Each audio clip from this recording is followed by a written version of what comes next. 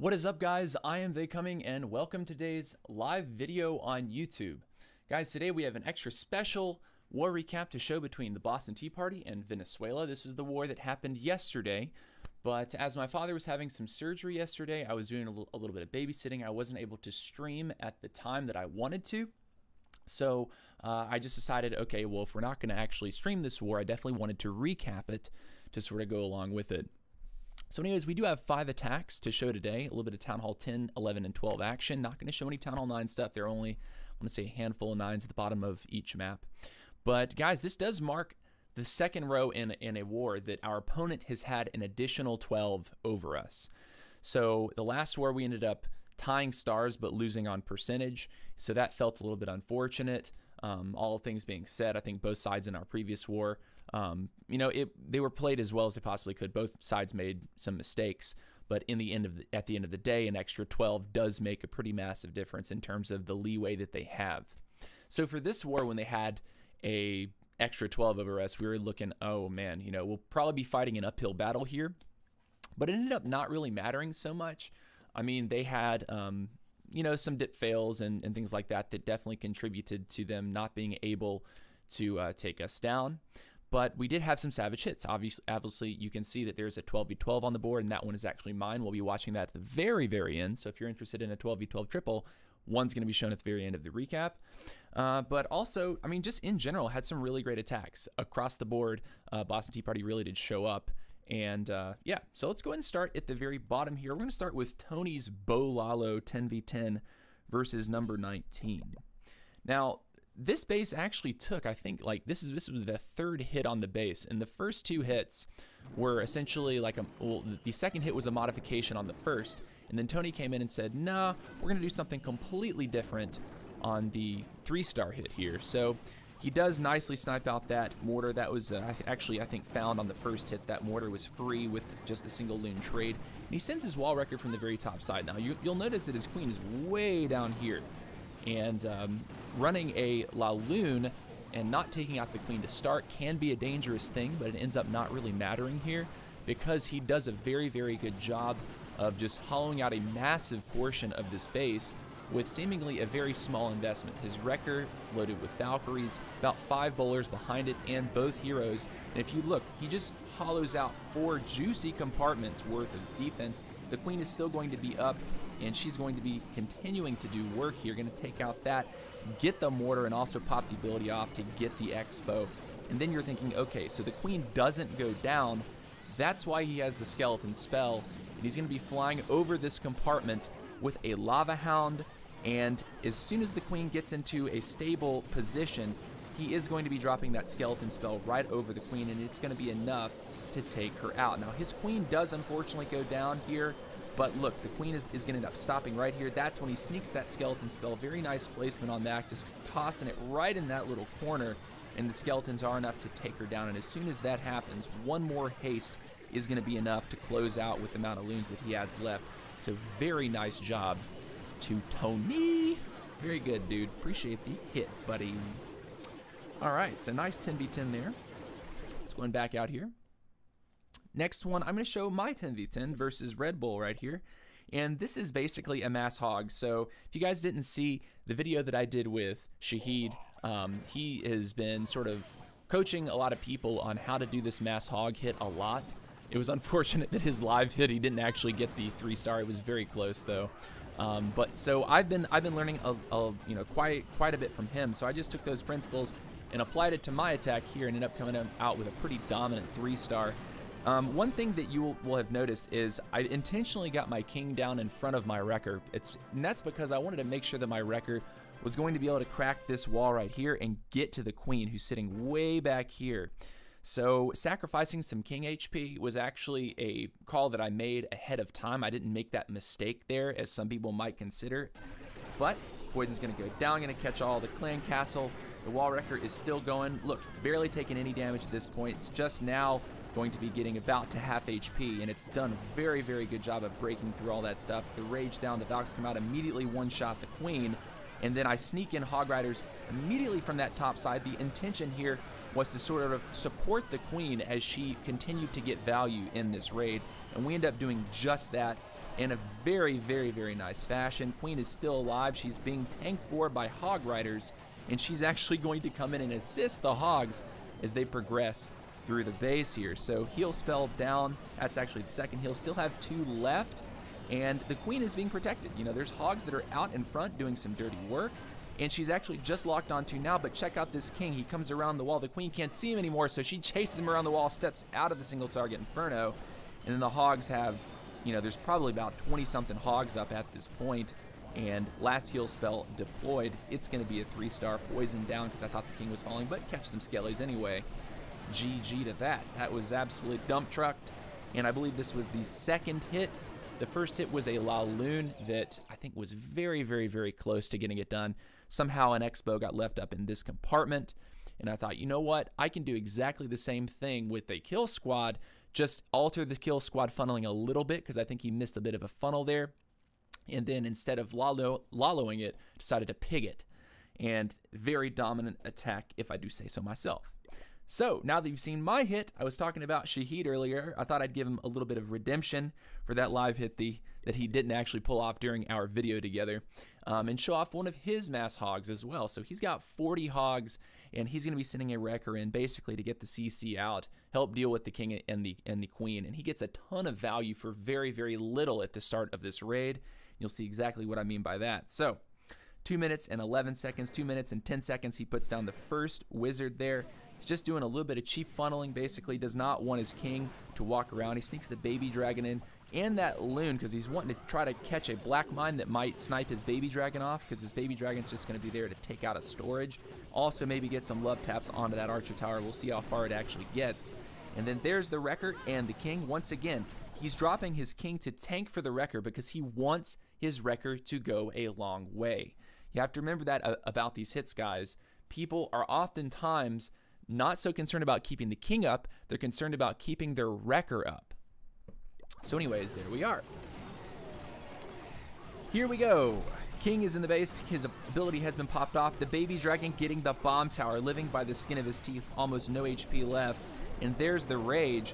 The wrecker will get roasted in just a second. The CC is out, the poison is down. The queen's following in behind. She has yet to take a ton of damage. And there she is. She's going to step up. The Valkyries handle the Expo. He's holding that queen ability. Doesn't need it just yet. And he's going to pop it off right now. Clear out some more defenses. And look how much he's taken so far. She's even going to give some love taps to that Tesla. And that's probably going to be about the end of her life. No, she doesn't go down. Wow. Able to get those hogs out in front. Queen's going to be up for the cleanup. And check it out. 40 hog riders, 4 heals. More hogs to support from the top. Really nice heal spell placed on this bomb tower compartment as well. All the hogs pathing in at the same time. Going to share that love of that spell. The queen is still alive, guys. She's only taking mortar damage right now. Is this queen going to live the whole raid? I don't know. And I do see, by the way, that we have a comment in the comment section. I'll be happy to answer that as soon as this particular attack's over. But hogs continuing to persist. Even one more heal spell going to be dropped to press into the Inferno compartment. That queen... holy cow, even outranges the explosion of the bomb, just barely. Very nice stuff. Ends with a lot of hogs up and a lot of cleanup to boot. Something else that you need to really keep your mind on, guys, when you're doing these hits is you got to be careful about the amount of cleanup that you're reserving for these hits. It's very important that you make sure that when you're running 40 hogs, that you have not spent too many troops to funnel this sort of micro kill squad. And, you know, make sure that you have those cleanup troops that you can place around and that you're placing them early, because 40 hog riders, you're trying to run, you know, a vast majority of the base with the hogs.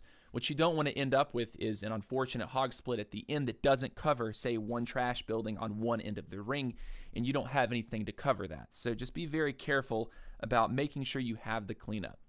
So anyways, I'm going to go ahead and answer a question that's in the live chat right now. It says, could you sub those Valks for bowlers in the wrecker? Yes, definitely. There are instances where if you're worried about your wrecker actually opening that wall to get to the queen, the other option typically is going to be giant bowler for the CC. So it's either all Valks or giant bowler if you're doing this mass hog hit in a Town Hall 10 attack.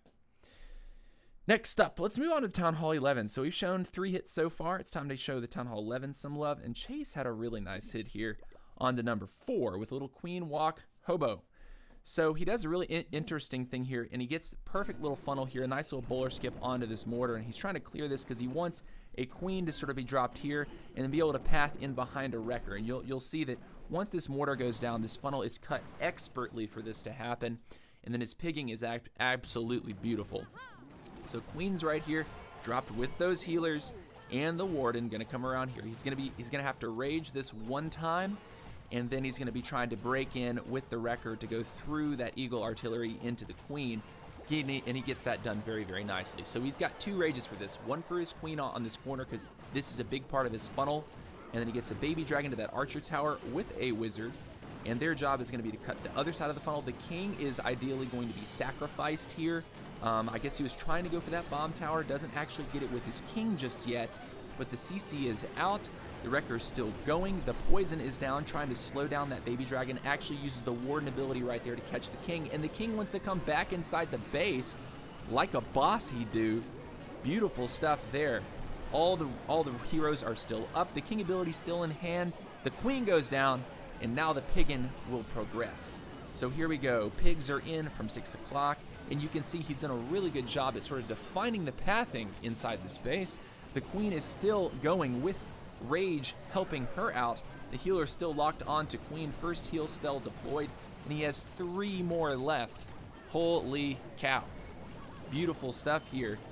Oh, goodness gracious. Lots of hogs up. Still got 3 more. He's going to be looking to tag probably this mortar or this mortar right there. I think he actually goes for this one if I'm not mistaken.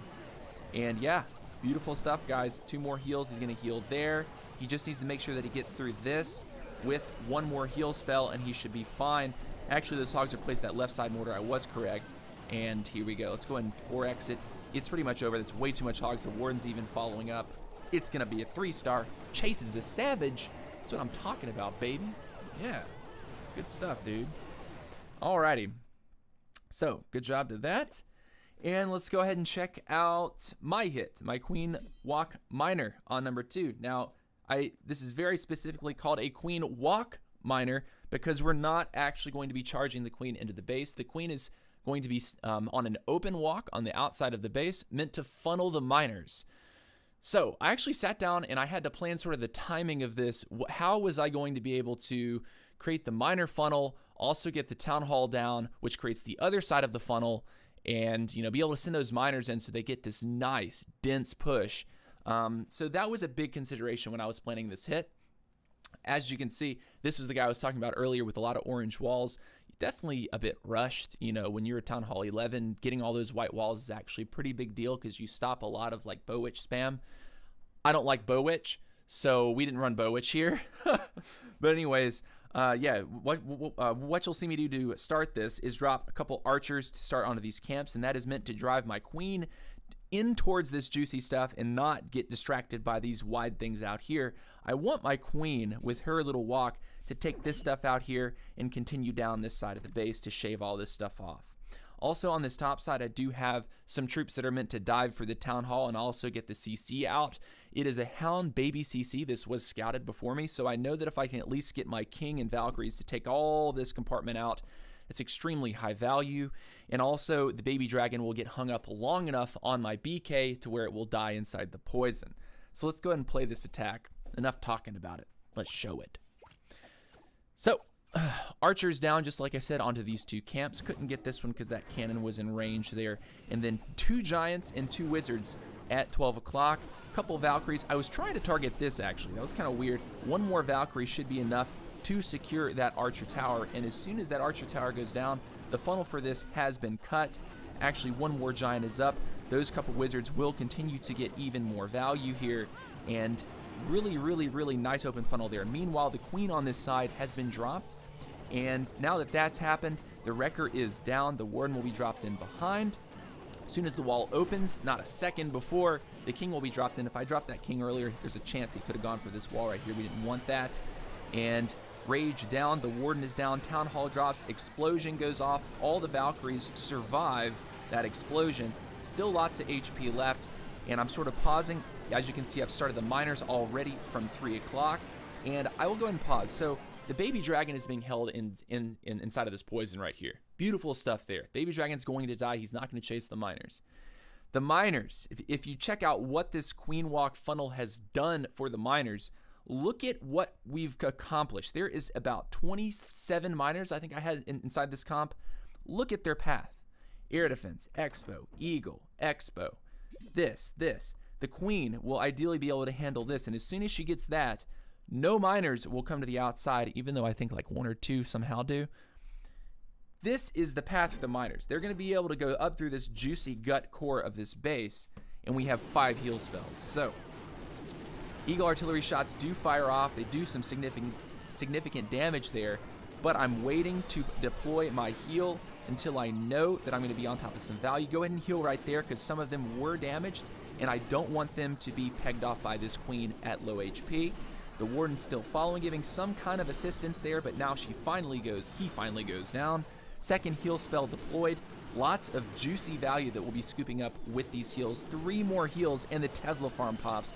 We did not know the location of this Tesla farm. The scout did not reveal any Teslas here, so that was a bit unfortunate. So we're going to have to double up on heals in order to take out this Tesla farm. I heal right there, trying as best I can to keep my miners alive because they're going to be dealing with a ton of DPS. Meanwhile, the hound somehow sneaks over to my queen, so my queen stops. And it gets somewhat close here, doubling up on the heal spells here. Probably could have healed even earlier right there just to ensure that I would have kept maybe a couple more miners. But I was sort of on the fence about whether or not I needed to do that. We'll kind of put it on 2x because I think with about 8 miners and the queen ability, she's going to be able to get through this wall, take out that single, even if the miners didn't. And there would be enough DPS on the board for her to finish this off by herself. So GG to this one.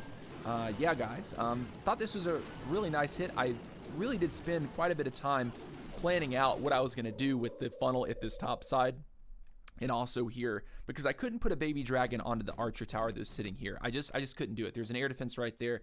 I needed to make sure the archer tower went down so my king would not walk, and I also didn't want the Valkyries to have any reason to leave this compartment. I wanted them to make sure to stay inside here. So yeah, really nice stuff. Let's go ahead and do this. Got any tips how to create a solid TH10 warbase? And I'm reading the live chat right now. Dude, I'm not a huge base builder myself. I'm usually building bases that my clan leaders are giving me to build. I'm not really interested in base building personally. I mean, it's a hell of an artwork. I mean, you have to know what you're doing when you build a solid base. So in terms of building original bases, I'm probably not your guy for that.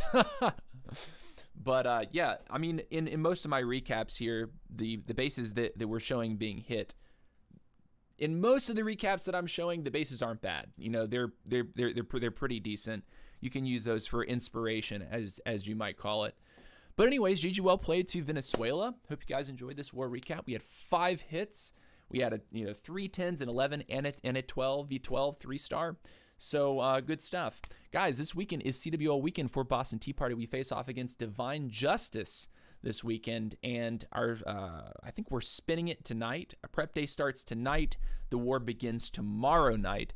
So if you'd like to see Boston Tea Party take down Divine Justice, make sure to show up on Twitch, because we don't stream wars on YouTube. We stream wars and all of our casual stuff. We stream actually for 2 hours on Twitch. What I'm doing right now is basically a video. So yeah. Congrats on the win. Thank you very much. Thank you very much. So anyways, guys, I will be logging on for a stream on Twitch. Speaking of streams, as soon as this ends, I'm going to take roughly 20 to 25 minutes to recalibrate, and I'll come back on Twitch to have a nice casual stream on my 12 and my 10, just doing a little bit of farming, getting ready for tomorrow's war versus Divine Justice. So if you want to come hang out and say hello, be sure to do that. Also, final thing, I realize I'm kind of taking a fat minute to end this video. TwitchCon is going to be at the end of this month, and I have decided that I'm going to attend it. I've already bought my TwitchCon ticket, but there are significant travel expenses associated with flying from Atlanta to California and then staying there for 3 days. So if you're a longtime supporter of the channel and you want to make a meaningful contribution to what I'm doing as a YouTuber and a streamer, TwitchCon, supporting me and going to TwitchCon is a huge way to do that. I do have a PayPal for donations. I also have donation methods on Twitch if you want to donate for that cause. But basically, streamers like myself, affiliates, people that are trying to grow channels. There's a lot of these like little seminars, basically like little sessions where we can go in and we can learn about how people are able to grow their channels, how I can do it, how to stay unique throughout that process, etc., etc. So if you want to support me in going to TwitchCon, as you can see, the donation bar is right here. I've just set this up, and any of the love and support that you guys are willing to toss my way would be way appreciated. But anyways, guys, I will see you later.